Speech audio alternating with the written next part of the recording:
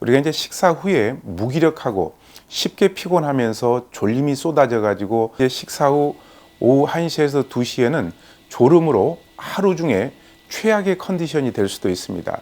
운전자에게 있어서 식곤증이라고 하는 것은 음주 운전보다도 더 위험할 정도이죠.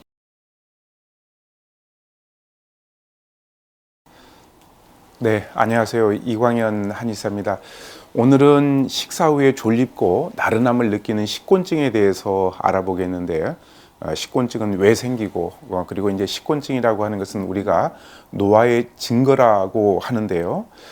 평소에 식곤증을 느끼지 않기 위해서는 어떠한 생활요법과 어떤 음식들이 좋은지에 대해서 알아보도록 하겠습니다. 우리가 이제 식사 후에 무기력하고 쉽게 피곤하면서 졸림이 쏟아져 가지고 집안일이나 또 이제 업무를 제대로 볼 수 없다고 하소연하는 분들이 굉장히 많습니다. 음식을 먹은 뒤에 몸이 나른하고 졸음이 찾아오는 증세를 우리가 흔히들 식곤증이라고 하는데, 대개 이제 식사 후 오후 1시에서 2시에는 졸음으로 하루 중에 최악의 컨디션이 될 수도 있습니다. 특히 운전자에게 있어서 식곤증이라고 하는 것은 음주 운전보다도 더 위험할 정도이죠. 한의학에서 식곤증이라고 하는 것을 식후도포라고 이렇게 표현을 합니다. 대개 이제 소화를 담당하는 비위장의 기능이 허약하기 때문에 생긴다라고 이렇게 보고 있죠. 동의보감에 보게 되면은 비위의 기능이 허약하면은 소화를 시킬 힘 외에는 다른 기운이 남아있지 않아 가지고 기운의 소모를 최소화시키기 위해서 졸음이 온 것이다 라고 이렇게 설명을 하고 있습니다. 대개 이제 이 식곤증의 원인을 살펴보게 되면은 음식을 먹게 되면은 대개 이제 소화를 원활하게 하기 위해 가지고 혈액이 위나 장 등 소화기관으로 몰리게 되는데, 물이 높은 데서 아래로 흐르는 이치처럼 인체의 제일 위쪽에 있는 뇌 부위 쪽의 혈액이 위장으로 쉽게 갈 수밖에 없습니다. 그렇게 되면은 이 뇌 쪽에 있는 혈액이 위장으로 몰리게 되면서 뇌 혈액량이 상대적으로 부족해져 가지고 뇌에 산소나 영양이 부족해지기 때문에 우리가 쉽게 졸릴 수밖에 없는 것이죠. 쉽게 말하면은 뇌에서 일을 할 수 있는 일꾼들이 부족해지는 겁니다. 현대 의학적으로 본다면은 우리의 뇌는 체중의 2% 정도밖에 되지 않지만 전체 혈류량의 20% 정도가 지나가고 전체 산소의 20에서 25%를 소비하는 고에너지 소비기관이라고 얘기를 할 수가 있습니다. 위장과 소장에 음식이 들어오게 되면은 자율신경계 중에 부교감신경계가 활성이 증가되면서 상대적으로 교감신경계 활성은 줄어들게 되죠. 이렇게 교감신경과 부교감신경의 균형이 깨지면서 우리 몸은 저에너지 상태로 들어가면서 휴식을 취하려고 우리가 반사적으로 졸립게 되는 겁니다.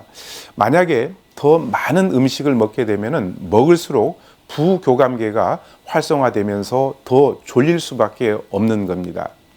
자, 그러면은 식곤증은 어떤 사람에게 많이 나타나게 되는지 한번 알아볼게요.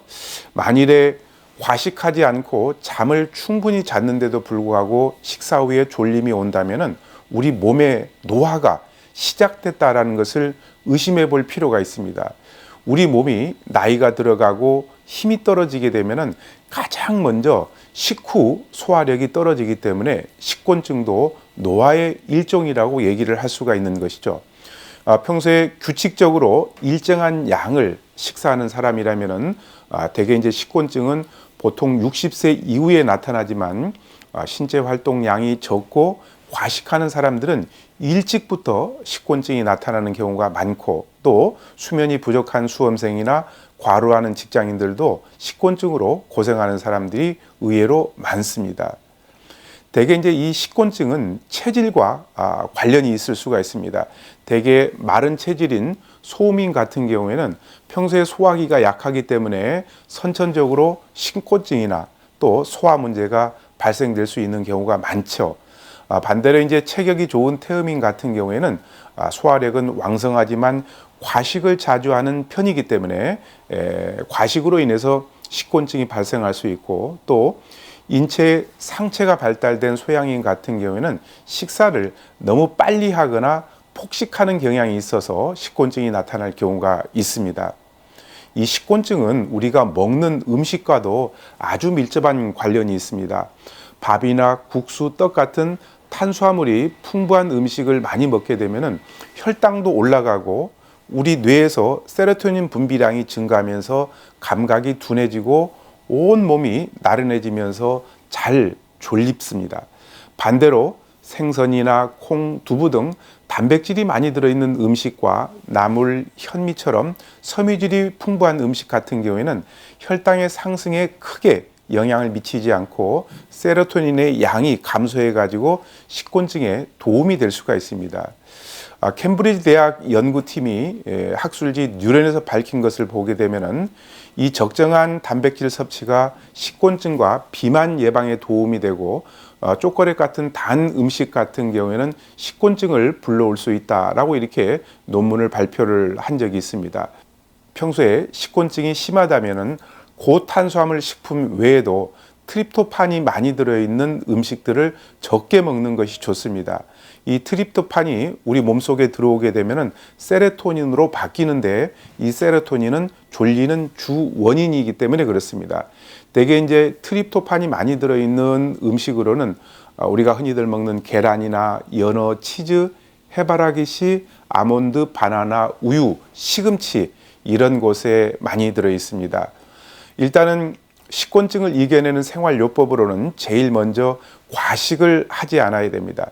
일단 식곤증이 심하게 되면은 1차적으로 식사량을 알아봐야 되는데 이 과식을 하게 되면은 소화를 시키기 위해 가지고 더 많은 혈액이 위와 장에 필요하기 때문에 졸리는 현상이 더 심하게 나타날 수가 있습니다. 또 아침 식사를 거르게 되면은 일반적으로 점심을 과식하는 경향이 있기 때문에 점심 때 식곤증을 더 느낄 수가 있는 것입니다. 그리고 식사 후에 적당한 운동이나 산책은 소화력도 향상시켜주고 기운을 북돋아주는 데 도움이 되죠. 또 운동이 어려운 경우에는 주먹을 쥐었다 폈다 이런 것들을 반복하거나 아니면은 발목을 돌리는 운동 또 스트레칭 같은 것을 해주는 것이 혈액순환을 도와줘 가지고 식곤증을 막는 데도 도움이 됩니다. 만일에 참을 수 없을 만큼 졸리면은 잠시 자는 것도 좋은데요. 10분에서 20분 정도 토막잠을 자는 것을 권합니다.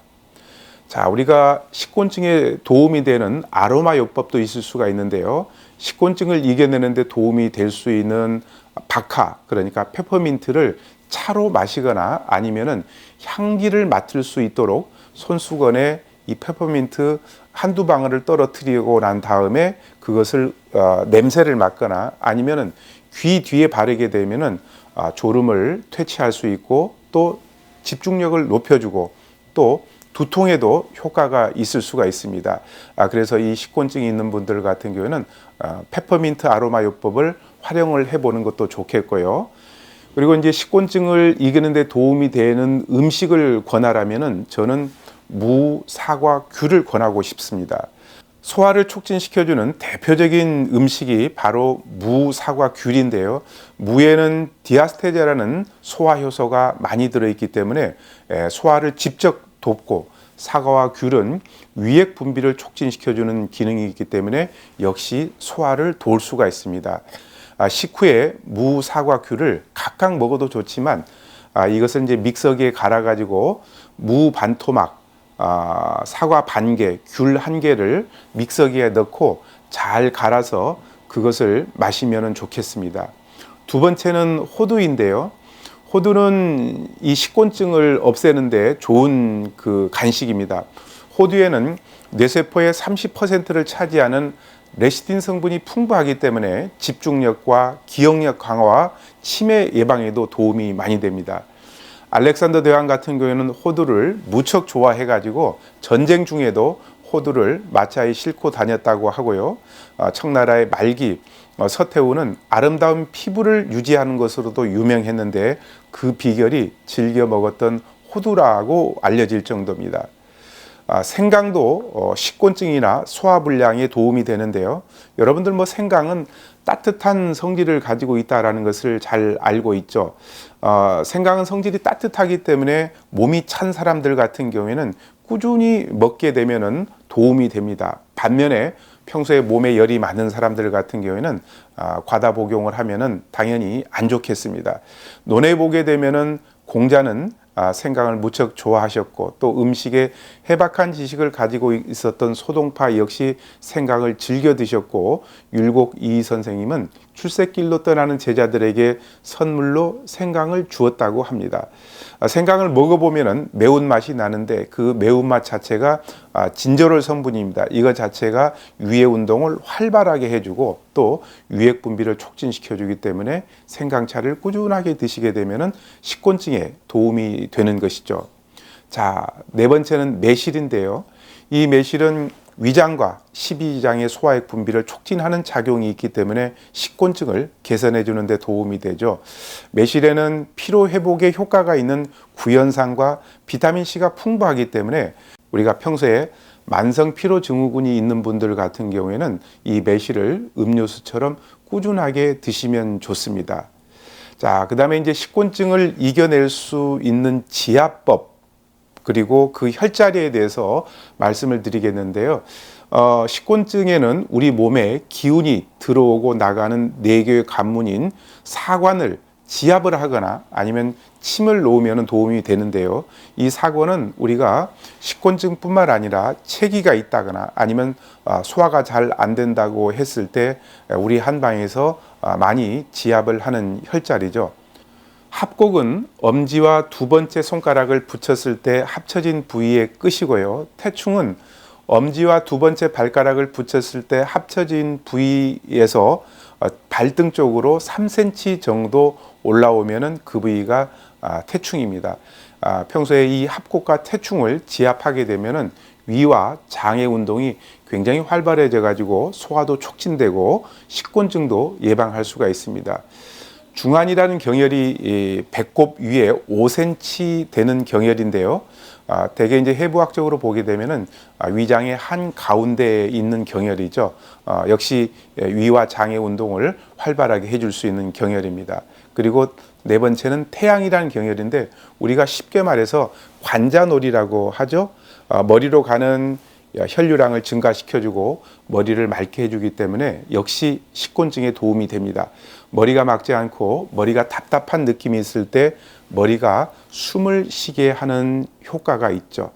대개 이제 식곤증을 이겨내는데 도움이 될 수 있는 방법 중에 하나가 배를 따뜻하게 하고 배꼽을 중심으로 시계 방향으로 마사지를 하는 겁니다. 복부가 차갑게 되면은 위와 장의 연동 운동이 잘 되지 않기 때문에 당연히 식곤증이 더 심해질 수밖에 없습니다. 그리고 또 배꼽을 중심으로 시계 방향으로 둥글게 마사지를 해주게 되면은 장 운동이 활발해져 가지고 소화가 잘 되는데 그 이유는 장의 운동 방향이 시계 방향이기 때문에 그렇습니다. 이 시계 방향의 마사지는 식곤증뿐만 아니라 소화불량이나 변비, 과민성 대장 같은 증상에도 도움이 많이 되죠. 자, 마지막으로 식곤증을 없애주는 한방 처방을 말씀드리자면은 평위산을 꼽을 수가 있습니다. 평위산이라는 말은 말 그대로 위를 편안하게 해준다라는 그런 처방이죠. 대개 이제 위장의 기능을 강화시켜주는 창출, 감초, 대추와 그리고 정체된 음식을 아래로 내려줄 수 있는 귤 껍질인 진피, 후박, 생강으로 구성되어 있는데요. 대개 이제 이 평이산 같은 경우에는 식곤증뿐만 아니라 급체나 소화불량에 우리 한방에서 가장 기본적으로 활용할 수 있는 처방입니다. 대개 이제 창출, 진피, 후박, 감초, 대추, 생강 이렇게 되어 있는 이 평이산을 식곤증에 잘 활용을 해보면은 많은 도움을 받을 수가 있을 것입니다. 오늘은 식곤증에 대해서 말씀을 드렸습니다. 감사합니다.